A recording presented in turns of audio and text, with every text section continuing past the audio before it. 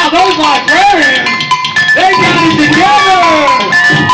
All right, ladies, give us a pose. There you go. Oh, yeah. Right there, that's you.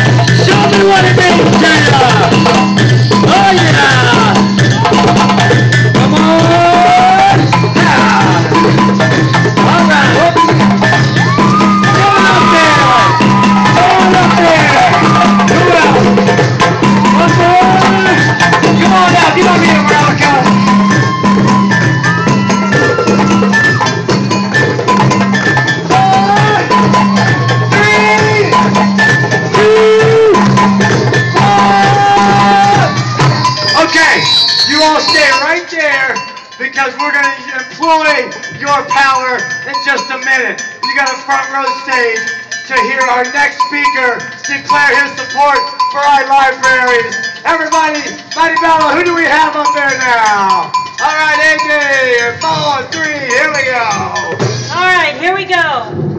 I would now like to introduce author and screenwriter Carmen Tafoya, who is a writer in residence. Yeah, that's right.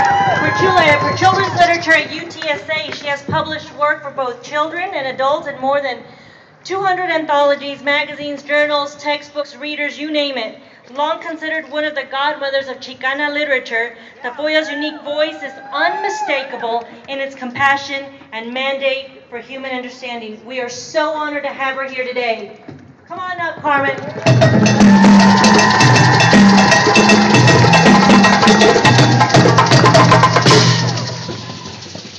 Thank you. It's an honor to be here with you. You not only provide the beat for life, you provide the beat for learning. You provide the beat and the pulse with which our state can go forward, not backward. I'm here today as a writer, but I'm also a reader and a cultural worker and an educator and a Texan. And I believe in Texas and all that it can contribute to our nation and to our world. But without the development of all of our people's minds and hopes, without our children's exposure to greater worlds that libraries provide, we will not survive as a democratic society. You see, a people's voice is their power, and books are the tools we use to educate ourselves and to articulate our voices, to find our voices. And when we see legislatures consider inadequate, scrawny, or token funding for budgets for libraries, we're considering closing access to learning for hundreds of thousands of people.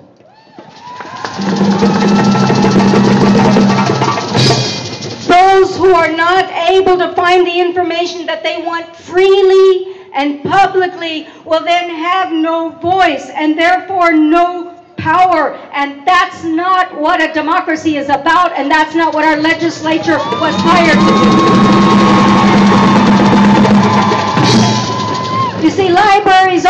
just repositories of books.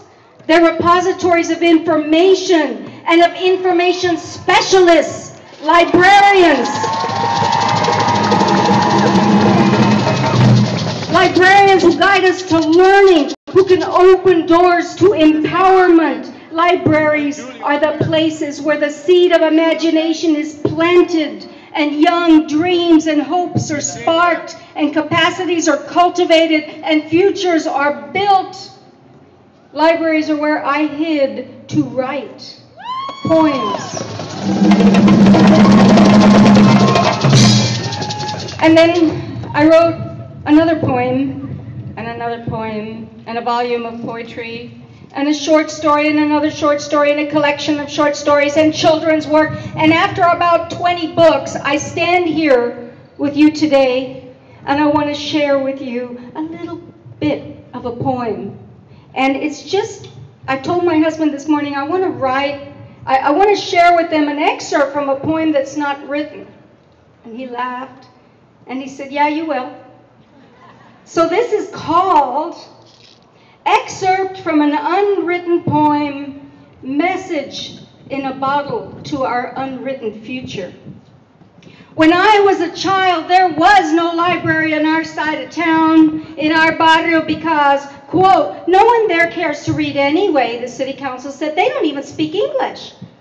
So 60% of the children from our side of town dropped out and ended up in jail or in gangs or on drugs or as pregnant teens. It was too high a price to pay. When I was 11, a library was finally put in on the west side of San Antonio, only 2 miles from my house. And my mother would walk with me 2 miles once a week to let me get the books that I was hungry for. When I was a teenager, I poured through the library like a thirsted survivor, drinking, feasting, learning, microfiche, computers, journals, books in foreign languages, everything I couldn't afford to buy. When I was in college, librarians pointed the way, suggested, encouraged, said, why don't you consider a master's degree or a PhD? I did. When I was a professional, standing in a classroom, the students looked at me with eyes windowing their minds. Lupe's mine, who never learned to read because the books were in English and she was in Spanish. Andre's mine, who was too big to fit in just one book, but had to search and search the library stacks to feed the hunger in his soul. Yaneli's mine, who wanted to learn in the summer and learn on the weekend and learn in the evening, and the only place she could go to find the books was the downtown library, because our school had no library.